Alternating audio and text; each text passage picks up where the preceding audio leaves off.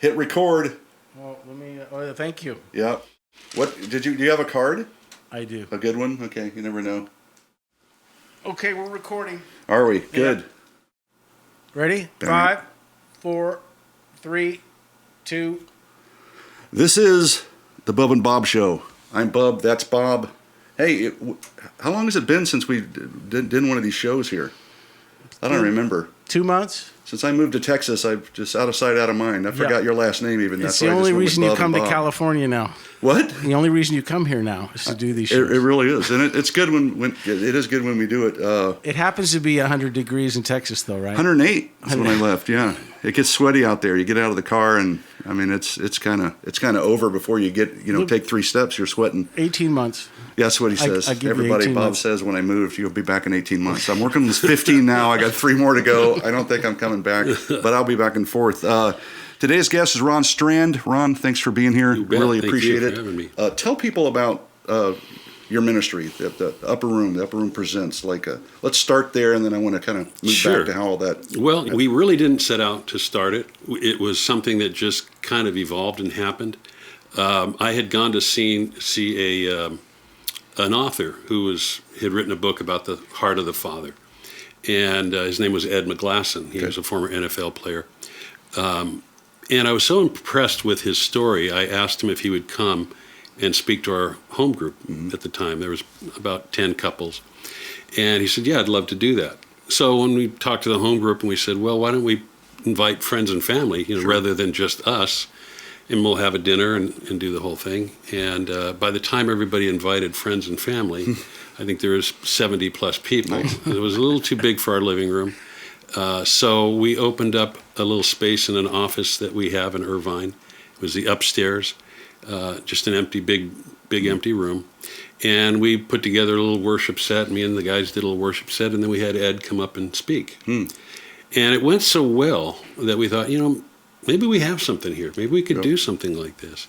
So I started inviting the next person I had in, who was actually the person that introduced me to McGlasson, was Warren Duffy. Remember, the old broadcaster Warren Duffy. And he came and shared his story. And then I thought, well, why don't we do music? So, I'm a product of the Jesus movement. Okay. And so I started inviting a lot of the old artists. Right. I had Chuck Girard come in, and we've had just a lot of all the. Over the years we've had them all.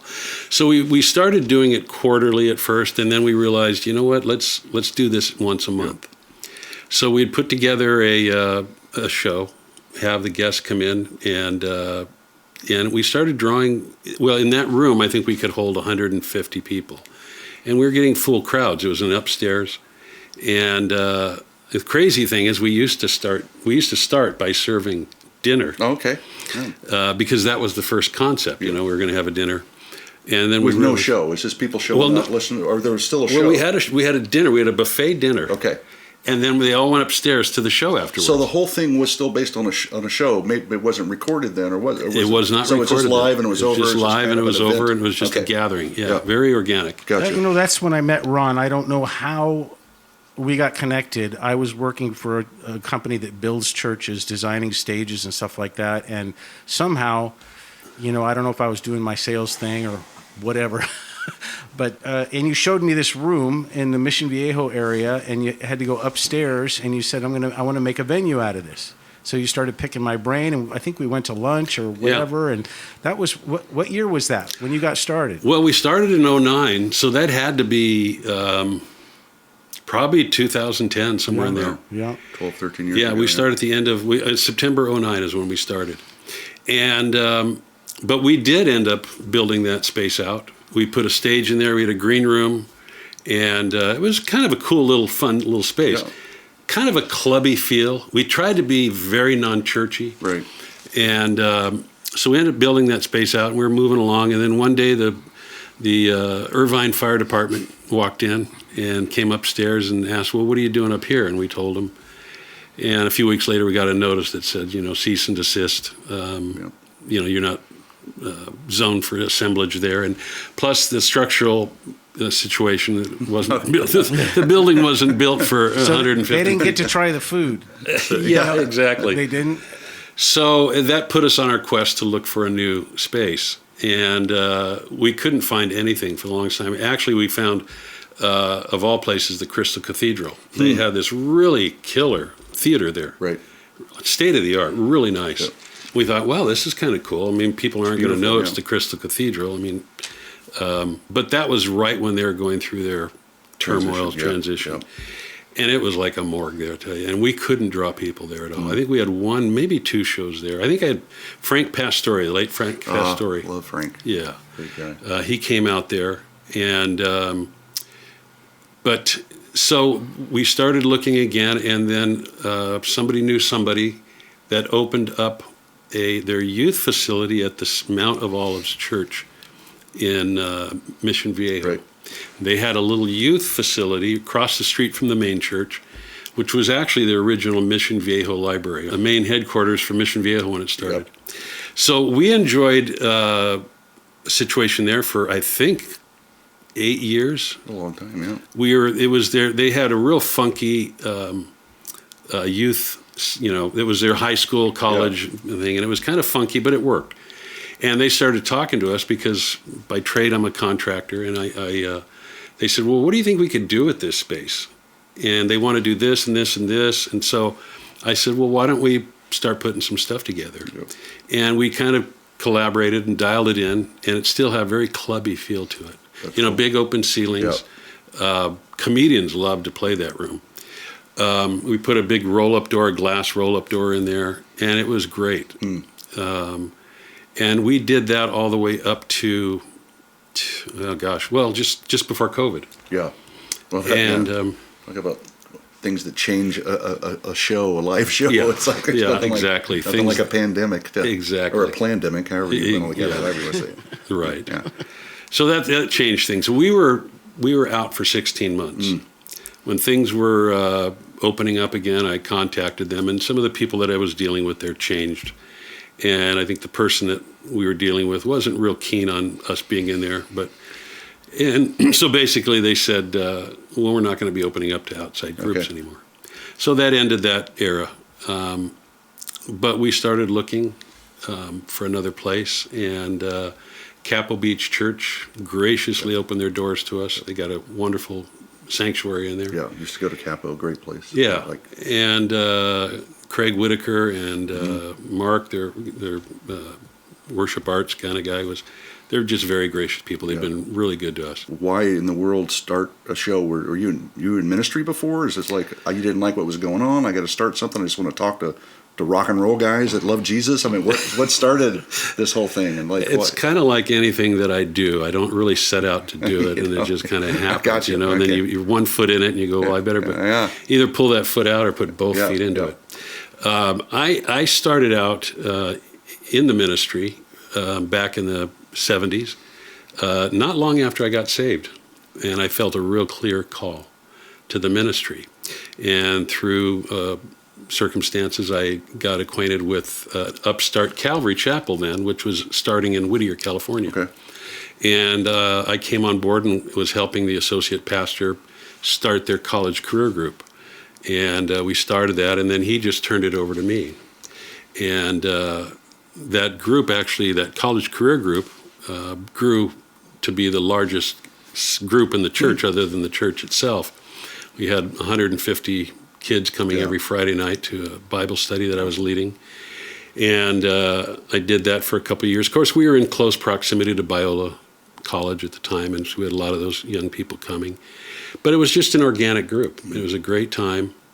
And I don't know how much you want me to get into. No, it's like I'm curious because it's you do something a little similar to us as it shifted to like Real Talk, another talk show version of what the Upper Room presents. Right. Different than the live event, but so it's like, we'd kind of do the same thing, went through the same kind of stuff, but it was a labor of love. Yes. Because we wanted to introduce new people to an audience that wouldn't have found them otherwise. Yeah. And it's like, oh, I never heard of that guy. Oh, and it gives them a little extra platform. And but it was totally out. It was born out of, we had another show that we were doing in LA. It didn't work out. So we came here and said, why don't we just do this kind of show? Yeah. And we really want the world to see Christians they've never seen before, and just get to know them. Go, I didn't know that thing existed. I didn't know, there was the upper room. Like, why that, and where did it go? And so when were you saved, and how did that happen? I got saved in 1976, and I kind of had a road to Emmaus experience, and again, I don't know how much of that you want me to go into. I want all this. And when you say road to Emmaus, I need all the details. Well, yeah, I kind of knocked off the horse kind of thing, but I wasn't really searching. I was just enjoying my life as a young man. I think I was 20 years old at the time. Moderately partying, going to college, and just making my way. And I was dating this young lady for a few months, and one day she wanted me to come over after I was working in downtown Los Angeles at the time, and I was going to come over to her house. She still lived at home with her folks. And so she called me earlier that day and said, something's weird. I'm not feeling right. She said, I went into the bathroom and I cut off all my hair. And she had long black hair, beautiful gal. And I just, what's that about? She wasn't doing drugs. Yeah, well, it crossed my mind. But she wasn't into drugs. It wasn't anything like that. And so I went over to her house, and her mother opened the door, and she looked at me kind of like, I don't know, Renee's just not, something's not right here. I thought, okay, well, the parents were going out that evening, and so we came, and I sat down in the living room, and she was sitting kind of on a love seat. I was sitting on a couch next to her, and we were just talking, and she's just really withdrawn, and suddenly she drops down onto her knees right in front of me, and she just looks at me, and she goes, "You're the devil! You're the devil! Get out of here! Leave right now! Get out of here!" This is right after the Exorcist movie was out. And, it scared the bejesus out of me. Me too. So, I have a whole other story with the Exorcist we get into, but go for it. So I had, her friend, her mom had asked her next door neighbor, which was Renee's friend, to come over and kind of be with her because she wasn't too sure. Yeah. So her friend comes running into me, and we look at each other like, I don't know what to do, but this young gal was just so worked up, and the young girl said to me, "Maybe you should leave." I said, "Yeah, no problem." Oh, yeah. I jumped in my. Call me if you need me. I jumped in my Volkswagen Beetle and hightailed it home, and the whole time home I'm reeling. But the whole time I'm driving home, I'm thinking, my best friend at the time, who was a Catholic, got saved in the Charismatic Renewal. Okay. And he became very, Jesus freak, religious. And so we kind of parted ways. We weren't seeing each other as much because he wasn't partying and all that. So I didn't know, because I knew something was not right there. And I knew it was spiritual. Yeah. And I knew that The Exorcist scared me to death, that whole element. Lots of people. Yeah. 74, yeah. So I get home, and obviously this is before cell phones. I get home and I call my friend Kip. I said, "Kip, I want to tell you a little experience that I had. Maybe you could help me make sense out of it." And he said, "Listen to me." And he says, "Ron, I don't know. It sounds almost demonic to me. I don't know." But he said, "Why don't you come over? I'm going to take you over to my friend who's studying the occult." Okay. And we went over his house, and he had this room in the back of his house. He was, living in his folks' home, but this guy was, go back there, and he's got a little shed back there, and he's got books all over the place.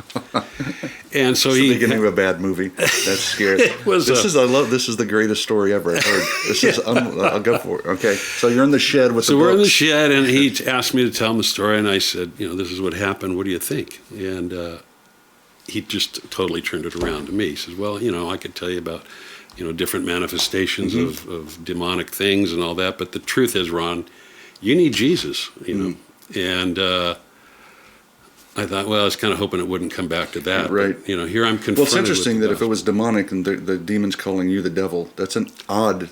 It scared demonic me. Thing. Yeah, it scared me because I'm thinking, well, do I have some demonic influence in my life? Yeah. I never dabbled in that kind of thing. I was a good kid, I partied a little bit, but I wasn't into drugs. I drank and partied a little bit, but I didn't do any of that. I didn't do any of that. Nothing that would warrant that. Yeah, and I was a good guy. People liked me. I wasn't, deviant in that way. Yeah.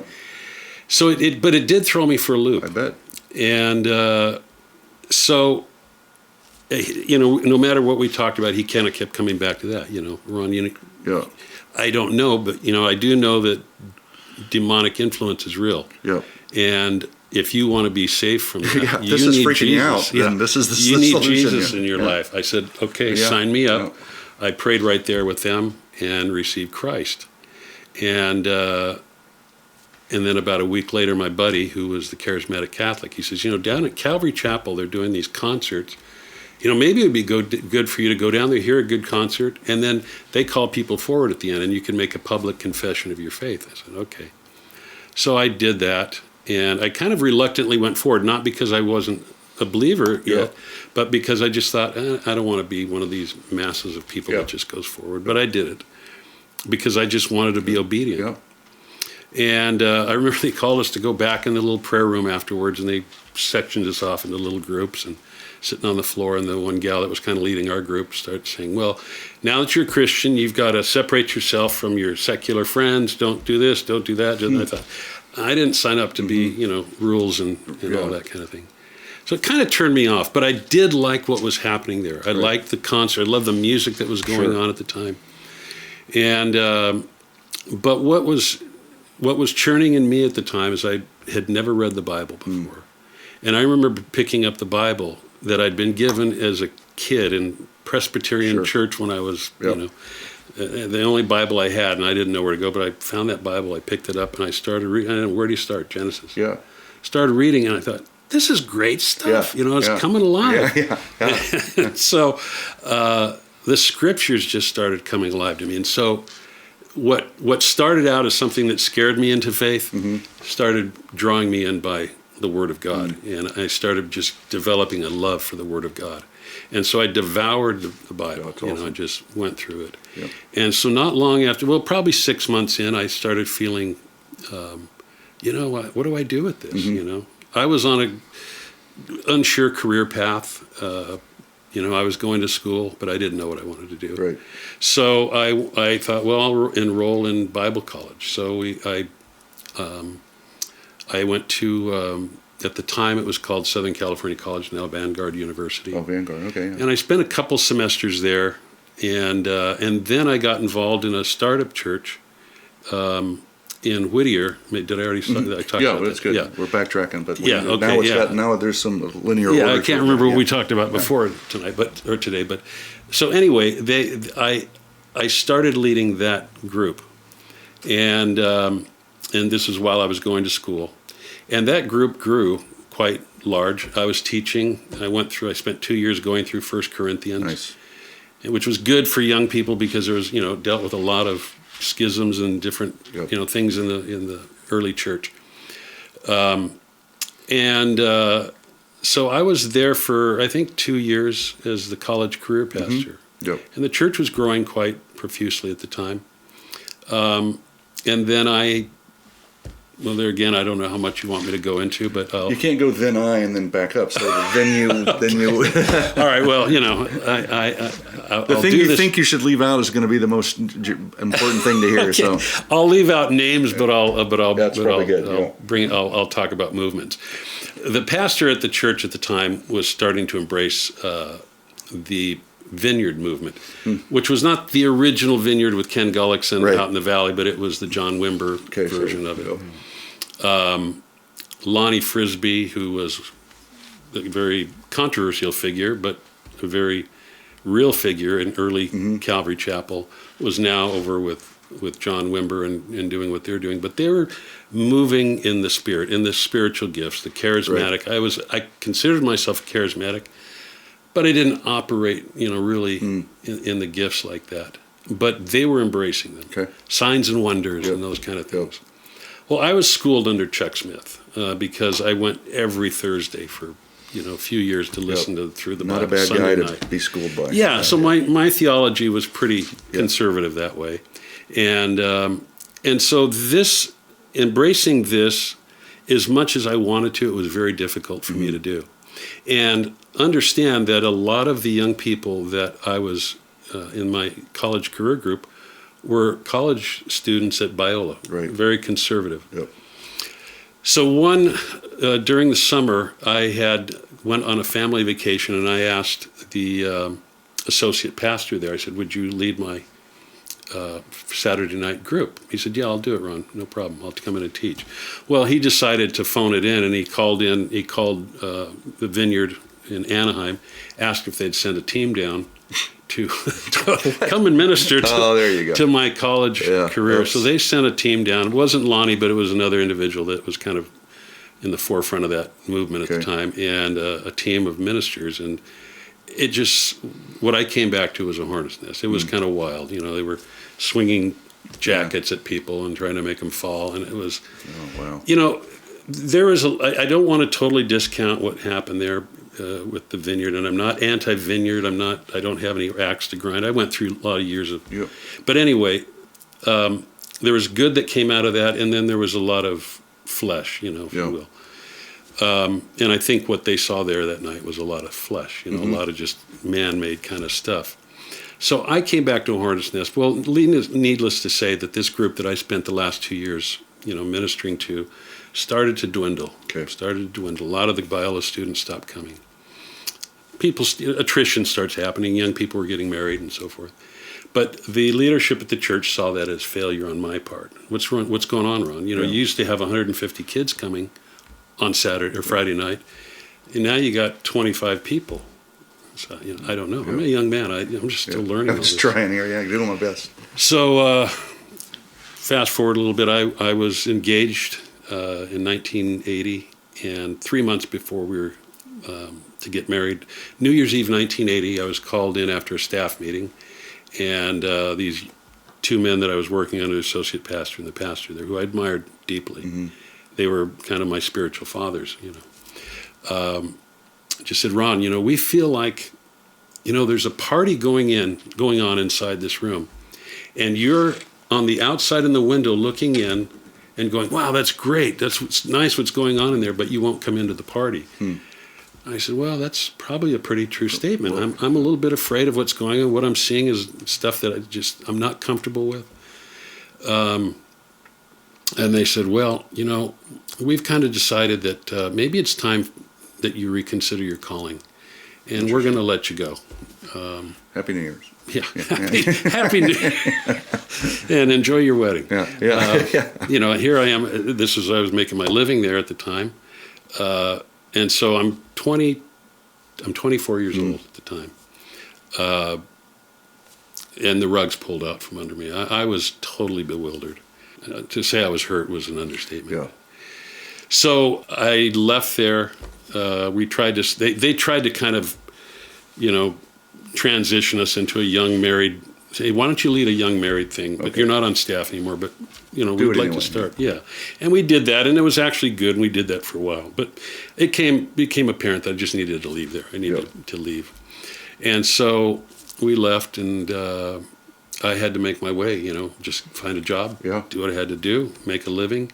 Ended up starting a business in 1986, which, you know, I'm still doing, almost 40 years later, 37 years. Yeah, great. But always during that time, I've done ministry. One of the founding pastors, coincidentally, at the Vineyard in Anaheim, I got to meet him and started going to his church. He had left there on kind of same terms that I had left Vineyard. Great. He started his own church in Orange, and he had eventually asked me to be the worship leader at his church. So I did that for 10 years there. Oh, a long time. And this is all while we're building a business, raising a family. Right. Fast forward 2009 with the Upper Room and how that started.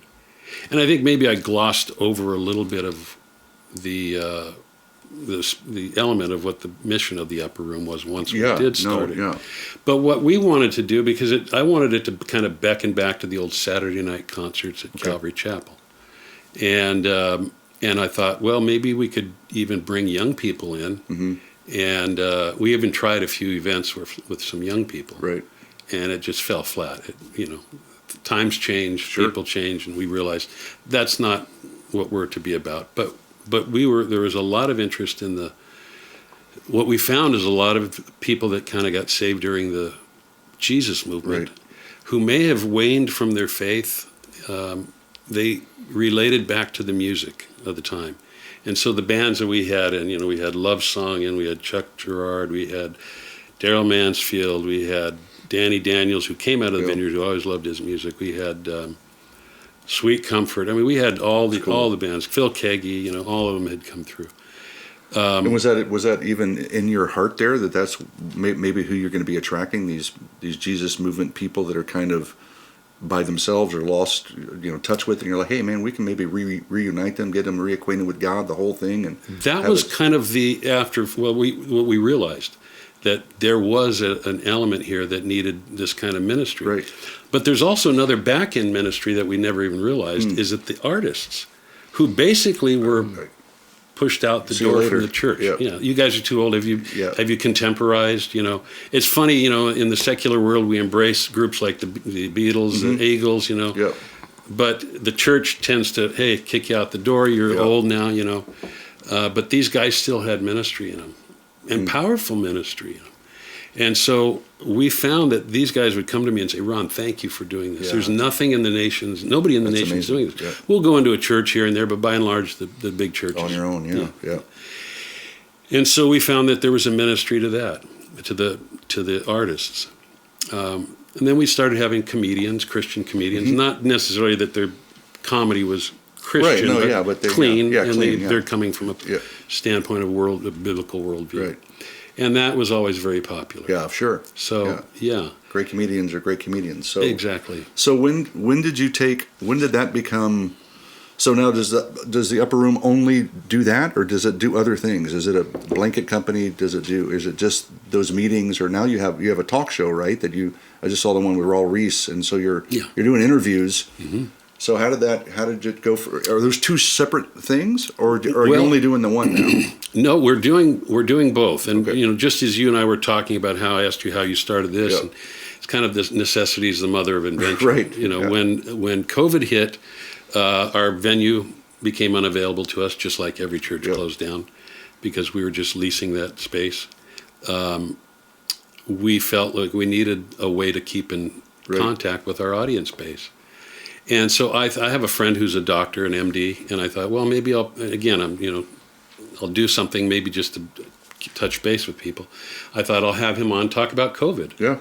So we just did a thing. I looked into my laptop computer camera, and I had him live stream, and I talked to him about COVID, because that was right during the time when people were like, what's this all about? Yeah, what is this, and who do I believe? Yeah. So then, just like the Upper Room, I thought, that was kind of cool. Maybe I can start interviewing people. Yeah. So we thought, okay, let's start doing it. So I started doing a weekly live stream. We called it live stream at the Upper Room. Yeah. And I would just start interviewing people. Because I was familiar with a lot of these old artists, people like that I brought in. And then different people. Started interviewing comedians, some actors, Christian actors, actresses. During the campaign, I brought in some political people. Nice.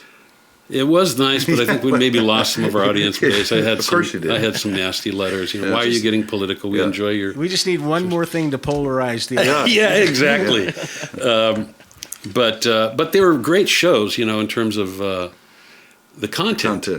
But maybe not. And my wife even said, maybe you just want to stay with the faith-based stuff. I think that's probably better. And so that's what we kind of went back to doing. But my interest, and probably a lot like yours, is I love people's testimony, their story. Everybody's got a testimony, and there's power. Yeah. Not quite like yours, though. With a girl calling. God had to grab me by the neck. So it's really interesting because we have a lot in common. Exorcist is a big part of my salvation story. Is it really? Yeah, and I'll tell everybody one day when we just do Bub and Bob's testimony, but not now. And it led to me doing the same thing. Is that right? Reading Scripture, falling in love with Scripture, and starting in Genesis. Almost the exact same thing. Is that right? Sans the woman pointing at me with the cut hair. Yeah. But pretty much, my brother, shake my bed at night. Right. I freaked out. I was not supposed to see it. And I crawled in and saw it, and I should have never done that. And that's what you get for not obeying your parents. Yeah, that movie had a big impact on a lot of people. Yeah. So anyway, that was a commonality. So where can we go? How do we find you? How do we support you? I appreciate that. We do everything, and that's the other thing I wanted to mention about the Upper Room. All those shows we did by donation basis, and the donations never rise to the level of Right. covering the cost. Yeah. Myself and my wife underwrote a lot of it, and we had a few donors that Right. that committed to it, and so it covered the cost. But so we still are a nonprofit, but it's theupperroompresents.com is our website. Okay. Theupperroompresents.com. And I'll find I'll find all the old episodes, because this is what I love about everything that we do. It's never dead. You're right. So it's like one of these episodes you shot a year ago could still be all of a sudden have a huge audience and really affect people. So Yes. So if you go, do you have a YouTube channel? Or is it We have a mostly just YouTube channel, which would be The Upper Room Presents. Okay. If you type that in, and you can subscribe to that. On Facebook, it's The Upper Room Presents. Okay. We're now on Rumble. Yep. So everything's archived on those three platforms. And so in the last 6 months, what I've wanted to do through this, because we are putting both feet into this now with the shows, is to build a platform, the Upper Room platform. My show is now called Real Talk. Right. I started thinking I would love to have other shows on here. Mm-hmm. I don't want it to be Bible teaching. There's enough of that out there. Plenty. And so I don't want to compete with that. Yep. But I wanted some interesting shows where people have a good perspective on something, talk about different things. So I reached out to a friend of mine, a gal in Nashville. Her name is Victoria Robinson. Okay. And she's a very pro-life person. She's been in the pro-life industry. She was with an organization for many years. She's doing her own thing now. And I said, Victoria, would you, because she's very outspoken. Yeah. And she says, yeah, I would love to do it as long as I don't always have to talk about pro-life. Yeah. I said, yeah, I get that. Yeah. You can only talk about it so much. But she's very articulate in other areas. That's awesome. So we came up with a name for her show. It's called What's on My Mind. Okay. And so she's on the platform now. The artist Bob Bennett, if you know who he is. Don't know Bob. Bob came out of the 70s, out of the Maranatha music scene, singer-songwriter. And he's just an all-around funny guy and very articulate. He's been doing his own show every Saturday, and he's got quite a following. He sit behind the camera with his guitar, but he'll interact with people. But he came to me after one of the shows at the Upper Room. He says, Ron, what do you think of maybe doing something together? I said, it's interesting you didn't ask, because I'm trying to build programming on our platform. So we're in talks with him right now, and it looks like he's going to come on board. I've reached out to a few other people. That's not a bad idea, right? Yeah. Just control the content, become your own channel, like a PureFlix or whatever. And Exactly. Say, hey, this is what we're going to do, build platforms under this, and Right. we'll be the network. Right? Yes. And, so, Exactly. Well, And Ron, so that's we've been volunteering here pretty much for a couple of years as well. Yeah. I understand that. It's a lot of fun, though. I'm kind of curious. I know we're kind of wrapping up, but it's amazing to me. We get different people in that seat, and to hear how God has shaped them and has led them through good times and bad times, and just created. It's interesting how God forges His people, and the stories that we hear are always fascinating to us. And I know that you're doing the same thing. I saw one with. Was it Robert G. Lee? Yeah, he's a great guy. Yeah. I mean, I love having him at the fundraisers, man. He's so much fun. He's very good. But it really, you're the guy who's interviewing, and Bub and I get blessed more than the people who come here, I think. But the more we make it about them, and the more they see God's work, we get to see God's work in them, the more fun it is. So, Yes. I love watching this kind of stuff, so I know there's a need for it. So, we'd love to tune in. Maybe we can get some of our content on there. Yeah. Oh, no, I'm always open to that, and that sounds Did like you just a great plug idea. our? Did you just try to see if it right on the air to see? And you know what? The donations, Like- keep those donations Yeah, here we rolling go. in. It's interesting. I've got While a you're at it, contract yeah. right Yeah, here. exactly. Did you bring your checkbook, by the way? Look at you. Well, somebody's got to do it, I guess. Yeah, We exactly. ask every other 5 years or something. What's exactly what we're going to get? Nothing. So I am interested more in your talk show. When did you find out that you like to do that? Because he forced me That's a into good question. this. Did he? Yeah, because he was actually going to be over here, but I didn't know how to run the gear.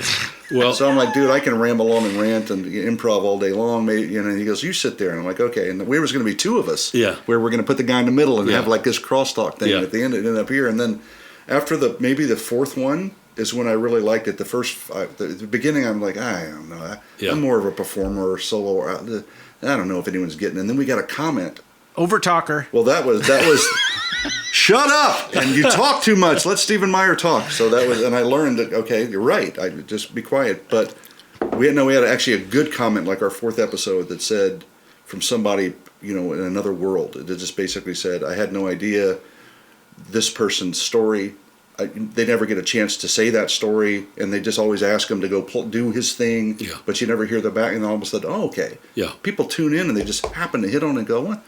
And all of a sudden, the ministry side comes out, and the real story comes out. Well, that's true. And, you asked the question, how do I like what I like? That's a good question, because my original college major before I became a Christian was journalism, and then specifically broadcast journalism. Yeah. I loved, I got involved in the TV, production stuff. Yeah.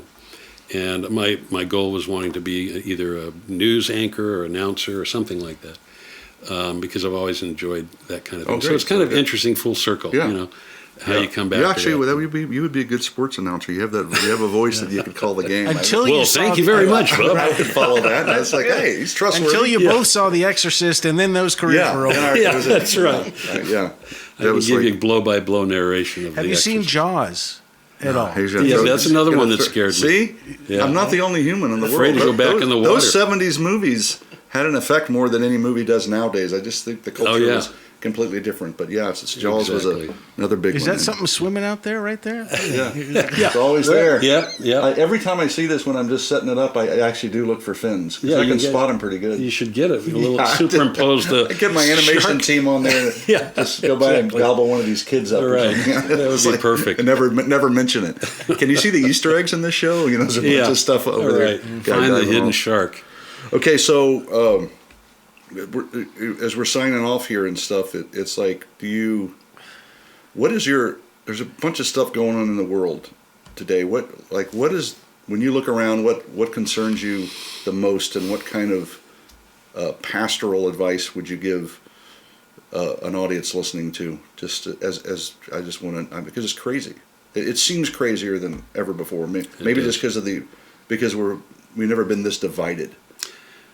Oh, you're right. Boy, you can crack open a whole thing there, Bob, because talk about end times, talk about all these different things and what's happening in the world, what's going on with the church. You and I kind of touched on when we were talking earlier about emergent theology, progressive theology. I think that's a cancer in the church. Missler is one of Bub's favorite guys. Oh, well, you're in good company. Yes. Yeah, solid. That guy. Yeah. Solid. Yeah, love him. Yeah, loved him. So as far as the church goes, I think I told you we're doing a documentary on the group Love Songs. Oh, yeah, you told me. Let's talk about that a little bit. But what that, of course, beckons back to, that was one of the first groups I ever listened to. First album I bought as a Christian album was the Love Song. Okay. And these were guys Chuck Girard was one of my musical heroes. And to be doing this documentary with them now, which is going to be completed here in the next few months. You said you've been working on it 5 years. Well, it started out, and I don't know how much time we have left. It started out in 2017 when I had a concert at the Upper Room with them. Okay. Decided to film it. I said, you guys want to film this? And maybe we'll put out a live DVD. Yep. So we had a 4-camera thing come in and did the whole thing. Yep. We got the footage and we realized, it's not real good footage for that. So through a number of circumstances, it's turned into a documentary. Okay.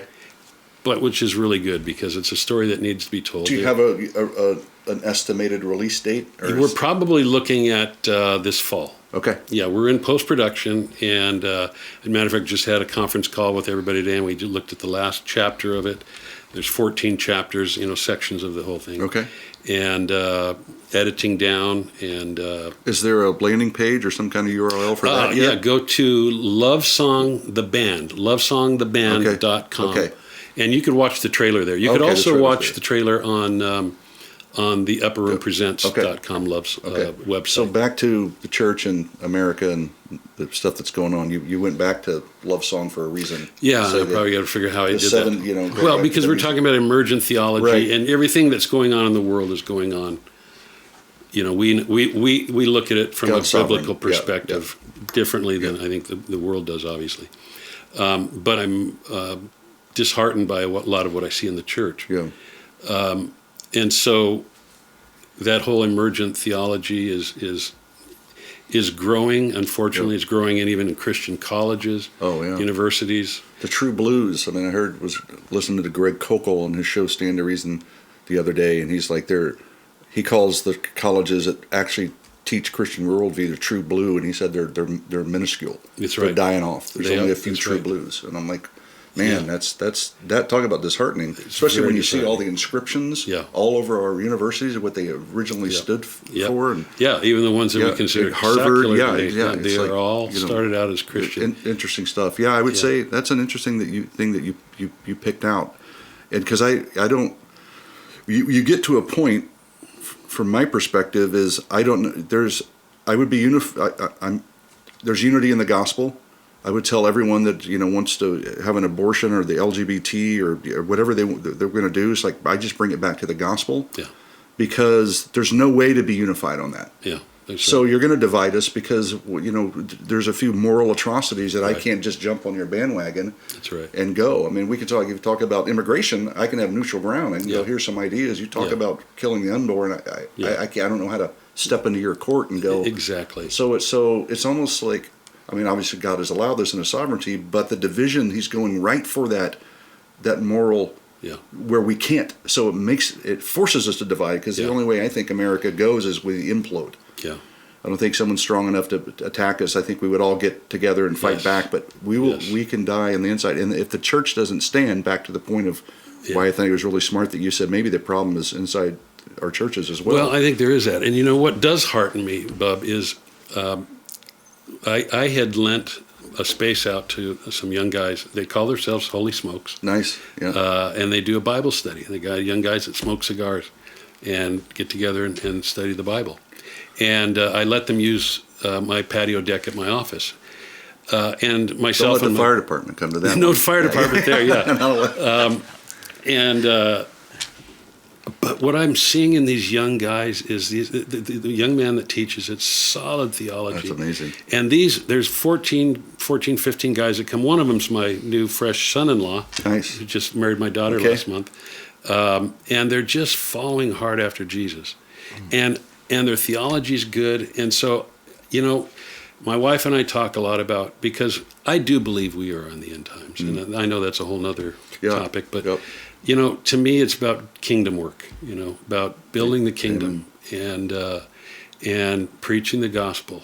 And, I'm very political, and I can get swayed over here to that. And, fast, and so I got to keep my eyes fixed on, on Jesus. That's true. And so that's where. Yeah, I'm a little encouraged about that. The young people too. Bob and I just launched this show called The Young Apologists, where there's two young guys that are in their 20s, or Micah in his teens still. Yeah. I don't know. And then they look at TikTok stuff, and then they would just respond to it, and they're sharp. Yeah. Like, okay, someone's teaching these people. Yeah. So people are doing their stuff. The homes, there's churches, the homes, but letting that little of leaven inside the church and starting to compromise could be our biggest problem. Actually, it leads to all these other things. Right. Very interesting. Yeah, it is. And we could do a whole other show on the church and church. But that's what we need to do. So nobody donates ever again. That's right. We could tick all these guys everybody do. off. It just ticks everybody off. That's right. Well, it was really great having you on. Thank you, Bob. I appreciate it, Bob, too. Great you guys, this is great. I love this setup, and you guys are. Yeah, all what him. You're doing is hey, vital. You got any last words? You usually do. You usually have something that does something to me, makes me mad or something.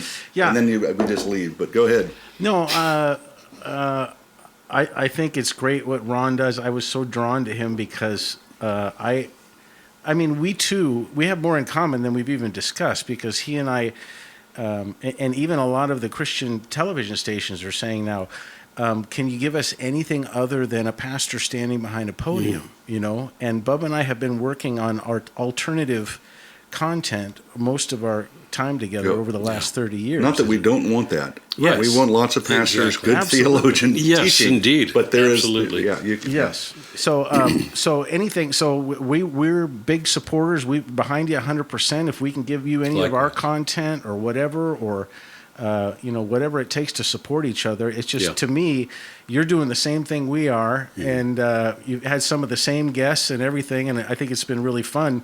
It's fun for me to sit back and watch your stuff, and it's probably fun for you to check this out too, Yeah. right? Yeah. Yeah. So I think it's a great thing, and I love Bub is an apologist. I mean, he loves that kind of stuff. Yeah. I'm a not so good musician, from the old days, and so I love asking, the same thing. Every musician has a story of where it came from. That's right. And some of them can't put a sentence together because they're so expressive with their music. But Right. that's just fascinating to Yeah. me. Not Bub so and good I for have a talk show, though. It makes it a little difficult. Yes. So, I mean, again, the more we can do this and the more variety we can get, the better. You know what I mean? So it's great to have you. Well, thank you. Yeah. Thank you guys both. I've enjoyed this. Thanks so much. We can see you next time. Don't forget to, put a comment down, like us, share us, pray for us, and then donate if you want to. Even if you don't want to, donate. Okay. See ya.